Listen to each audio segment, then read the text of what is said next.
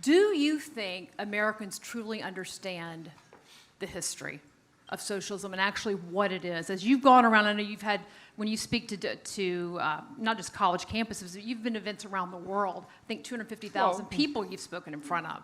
I mean, people are unbelievably ignorant about history. And I mean, I would include myself in that, you know. I mean, I know what I know about the history, say, preceding the 20th century is very sketchy. It's embarrassingly sketchy, you know. And what young people know about 20th century history is non-existent, especially about the history of the radical left. I mean, how would they know?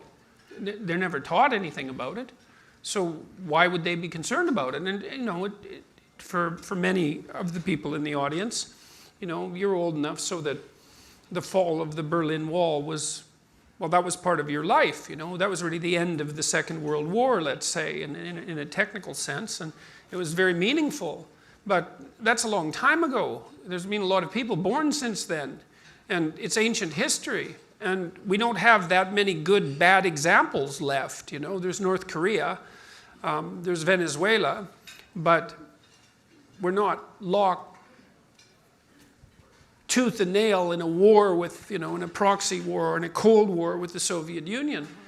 And it's easy to understand why people are emotionally drawn to the ideals of socialism, let's say, or of the left, because it draws its fundamental motivational source from a kind of primary compassion. And that is always there in human beings. And so that proclivity for sensitivity to that political message will never go away.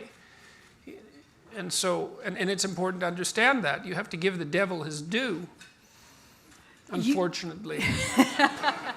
You've also said that people aren't as resentful at the success of others as we might think. And I think as you watch a lot of people being interviewed today, and you watch some of the students being interviewed, you saw some of the ones up here, you hear people talking a lot about inequality, but you say they really aren't as resentful as we might think, as long as they don't think the game is fixed. Yes, well, that's certainly the case. Well, first of all, I mean, if you look at the psychological literature, to the degree that it's accurate, which is difficult to ascertain often, people report far more prejudice against their group than against themselves. So that's quite an interesting phenomenon as far as I'm concerned. So there's a tendency for people to exaggerate the degree to which the group they belong to is currently suffering from generalized oppression. They've been relatively free of it themselves. I also think that, yeah, fairness is an absolutely essential, and perceived fairness is an absolutely essential component of peace, because people can tolerate inequality, so to speak, or even revel in it, let's say, if they believe that the unequal outcome is deserved. I mean, look at how people respond to sports heroes. You know, no one goes to a sports event and boos the star, even though he or she is paid much better and attracts the lion's share of the attention, hopefully not in too narcissistic a manner. People can celebrate success, but they do have to believe that the game is fair, and the game needs to be fair, because otherwise the hierarchy becomes tyrannical.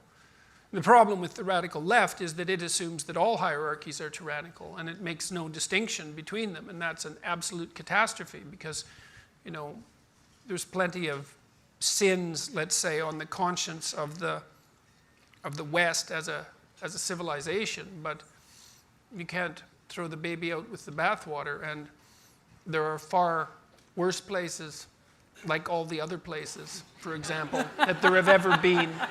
Well, it's the case, and people also don't understand that, and they also don't understand, this is something that's of particular importance, they also don't understand, and that may even characterize you in this audience.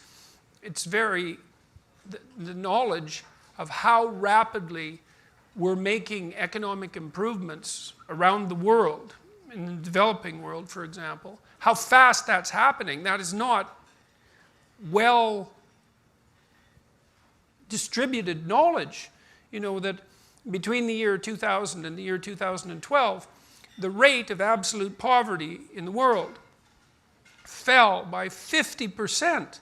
Now, it's a UN figure, $1.90 a day, that was their cutoff for absolute poverty. And so the cynics have said, well, you know, that's a pretty low barrier. It's not such an achievement to have attained that, but I can tell you it's an achievement to have attained that if you were living on less than $1.90 a day to begin with.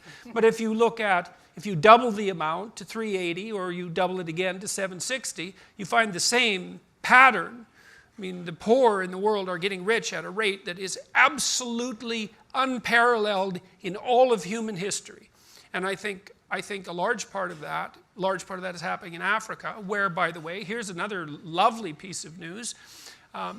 The child mortality rate in Africa is now the same as it was in Europe in 1952, which is, I mean, that's an absolute miracle. It's insane that that's not front page news, right?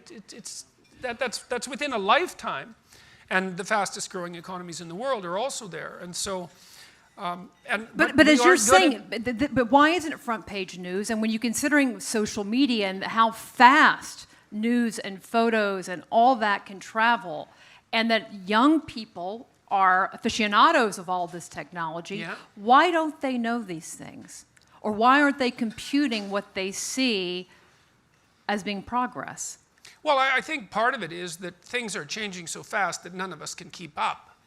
Like, it's hard to keep the story updated. I had no idea, for example, that most of the world's economic news, and even a substantial proportion of its ecological news, by the way, was positive until I started to work on a UN committee about 5 years ago on sustainable economic development, and I read very widely economically and also ecologically, and realized that things were way better than I had any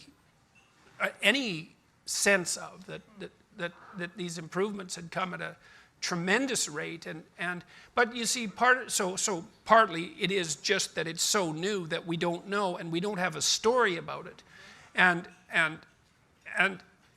who would be driving the communication of such things, especially given two other things. One is that human beings are tilted towards negative emotion in terms of its potency.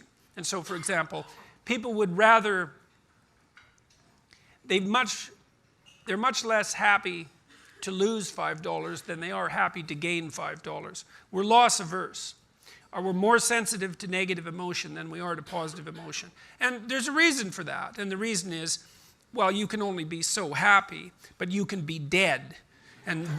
Right, and I mean, dead that's not good. And there can be a lot of misery on the way to that end. And so we're tilted to protect ourselves, and that makes us more interested in some sense and more easily captivated by the negative than by the positive. And so that's a hard bias to fight. And then when you also take into account, and I think this is something that's worth seriously considering, because the other thing we don't understand is the technological revolution that's occurring in every form of media. No one understands it. But one of the consequences is that the mainstream media, so to speak, is increasingly desperate for attention. Right? They exist in a shrinking market with shrinking margins. All of the leading newspapers and magazines are feeling the pinch. Television is dead because YouTube has everything that television has, and then incredible array of additional features. And radio is being replaced by podcasts, and so it's a very unstable time for the mainstream media. And what would you expect them to do except to do whatever they can to attract attention in whatever manner they can manage? One example of this, one very good example of this, is you may or may not know that the rates of violent crime in the United States, and actually in most places, have plummeted in the last 50 years. It's really quite remarkable. The United States is now safer in terms of violent crime than it has been since the early 60s, and that was probably the safest time there ever was. But the degree to which violent crime has been reported has increased. It's funny, the curves are almost completely opposite to one another. This is the decline in violent crime. This is the increase in the reporting of violent crime. And the reason for that is, well, people read stories about violent crime, and then, of course, they're much more likely to believe that it's on the increase. And the people who are most likely to believe that it's on the increase, by the way, are also those who are least likely to be affected by it. Because, you know, to be a victim of a violent crime, well, it helps to drink too much, but it also helps a lot to be young and male.